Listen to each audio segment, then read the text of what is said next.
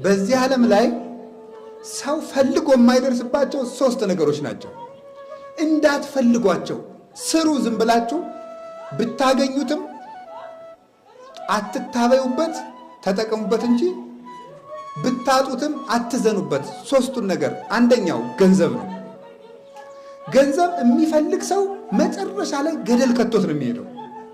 ደስታ የለውም፣ እርካታ የለውም፣ በቃኝ የለውም። ሁልጊዜ ማዘን ነው። በነገራችን ላይ በምድር ላይ ትልቁ ሐዘንተኛ ሀብታም ነው ድሃ? በምድር ላይ ትልቁ ሐዘንተኛ ሀብታም ነው ድሃ? ሀብታም ነው።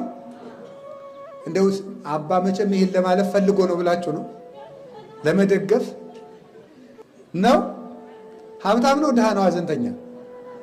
ለምን ይመስላችኋል? ሀብታም ነው ሐዘንተኛ። ስለዚህ ሰሎሞን ምን አለ መሰላችሁ? የድሃ እንቅልፉ ጤና ነው አለ። የድሃ ምንድን ነው እንቅልፉ? ምንድን ነው?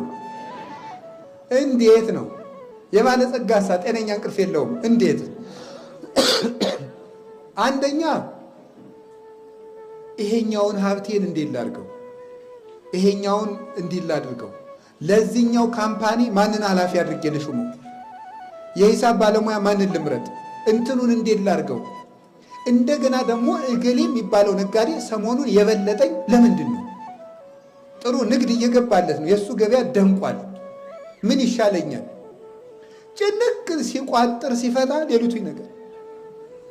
ሰሞኑን ደግሞ የመንግስት ግብር ጨመረ፣ እንዴት ነው ደግሞ? ይጨነቃል። መከራው እናቴ ያዝናል። ዳሳብ ባለሙያ አይመድብ፣ ማናጀር አይቀጥር፣ እንትኑን የት ልጣለው አይል፣ ኦዲት እደረጋለሁ አይል፣ ቫት ጨመረ አይል። ለሽና እናቴ